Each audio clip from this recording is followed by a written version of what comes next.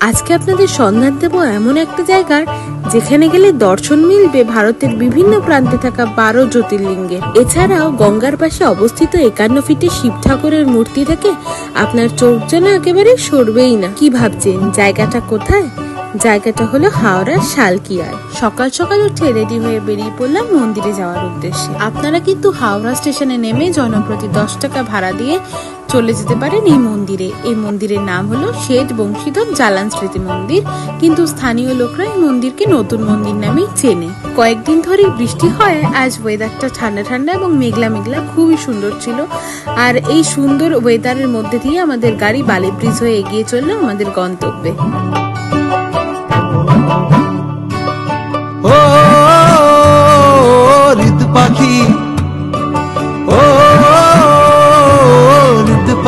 অবশেষে 1.5 ঘন্টা জার্নি করার পর পৌঁছে গেলাম আমাদের গন্তব্যে। এই দেখো না, চারিদিকে সবুজ গাছ আর সবুজের সমাহার, মাঝখান থেকে সোজা মন্দির। মন্দিরে ঢোকা মাত্রই মনটা একদম শান্ত হয়ে গেল। চারিদিকের এই সুন্দর ফুল দেখতে দেখতেই মন্দিরের ভেতর প্রবেশ করলাম। ব্যাস ঢুকেই দেখতে পারলাম যে গঙ্গা নদী পাশ থেকে বয়ে যাচ্ছে, আর সামনেই 51 ফুটের এই সুন্দর শিব ঠাকুরের মূর্তি। এখানকার মূল আকর্ষণ বলতে পারো কিন্তু এই সুন্দর মূর্তি, যা দেখার জন্য ভক্তদের ভিড় এখানে প্রত্যেক দিনই প্রায় উপচে পড়ে। আমি গেছিলাম শুক্রবারে, কিন্তু এত ভিড় ছিল যেটা নিজের চোখে না দেখলেই নয়। চারিদিকটা এত সুন্দর করে গোছানো। এখানে মন্দির খোলার সময় হচ্ছে ভোর 5টা থেকে দুপুর 12টা এবং বিকেল 4টে থেকে রাত 8টা পর্যন্ত। তাছাড়াও এই মন্দিরে আসলে দর্শন মিলবে ভারতের বিভিন্ন প্রান্তে থাকা 12 জ্যোতির্লিঙ্গের। আজকে সেই 12টা জ্যোতির্লিঙ্গের সাথে তোমাদের পরিচয় করাতে পারলাম না, কারণ মন্দিরের ওই পোর্শনটাই একটুখানি কাজ হচ্ছিল, যার জন্য আজকে ওখানে ঢোকা অ্যালাউ ছিল না। অন্য কোনো দিন অন্য কোনো ভিডিওর মাধ্যমে নিশ্চয়ই শেয়ার করব।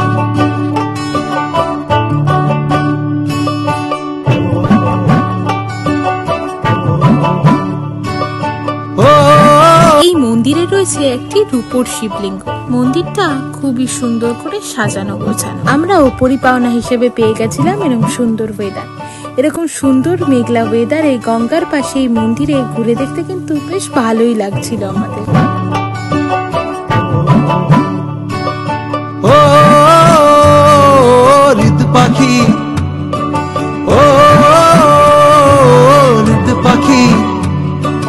বদলাতে চাও বাড়ি, যত্ন পেলে মেনে নেব সুখের ছাড়াছাড়ি।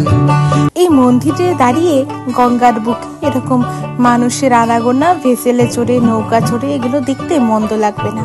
আর সময় যে কিভাবে কেটে যাবে তা আপনারা বুঝতেও পারবেন না। চারিদিকের পরিবেশটা খুবই শান্ত এবং স্নিগ্ধ, যা দেখে মন একদম জুড়িয়ে যাবে। মন্দিরের ভিডিও তো আপনারা আমার চ্যানেলে দেখতেই পাচ্ছেন।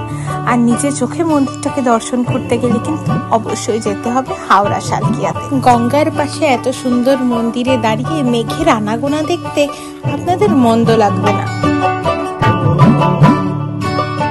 ও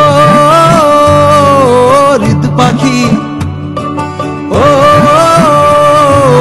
ঋতু পাখি, বদলাতে চাও বাড়ি, যত্ন পেলে মেনে নেব সুখের ছাড়াছাড়ি, যত্ন পেলে মেনে নেব সুখের ছাড়াছাড়ি।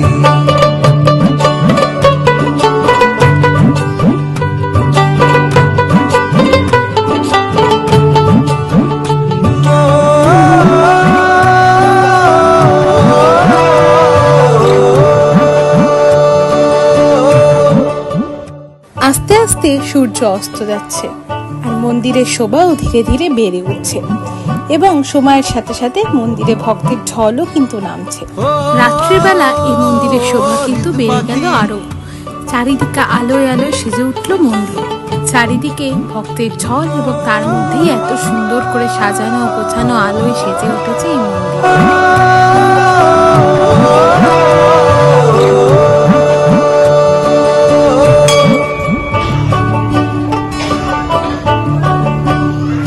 এই মন্দিরের শোভা এত সুন্দর যে সবাইকে মুগ্ধ করতে বাধ্য। তাই একদিন ছুটি পেলে কিংবা রোববার বিকেলে ঘুরে যাওয়াই যেতে পারে এই নতুন মন্দির থেকে।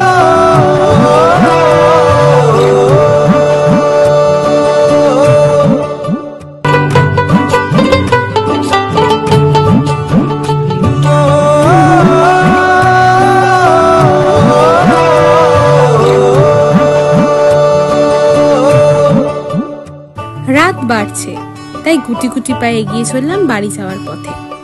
মন্দিরটাকে ছেড়ে যেন বেরোতে ইচ্ছে করছিল না, কিন্তু হাতে যে আর সময় নেই, বাড়ি ফিরতে হবে। আমাদের বাড়ি এখান থেকে বেশ খানিকটা দূরে, তাই যেতেও অনেকটাই সময় লাগবে। ও হৃদ পাখি, ও হৃদ পাখি, বদলাতে চাও বাড়ি, যত্ন পেলে মেনে নেব সুখের ছাড়া ছাড়া। মন্দির থেকে বেরিয়ে উঠে বসলাম হলুদ ট্যাক্সিতে। বহুদিন বাদেই হলুদ ট্যাক্সি চড়ছি। কলকাতার নস্টালজিয়া বলতে পারো এই হলুদ ট্যাক্সি।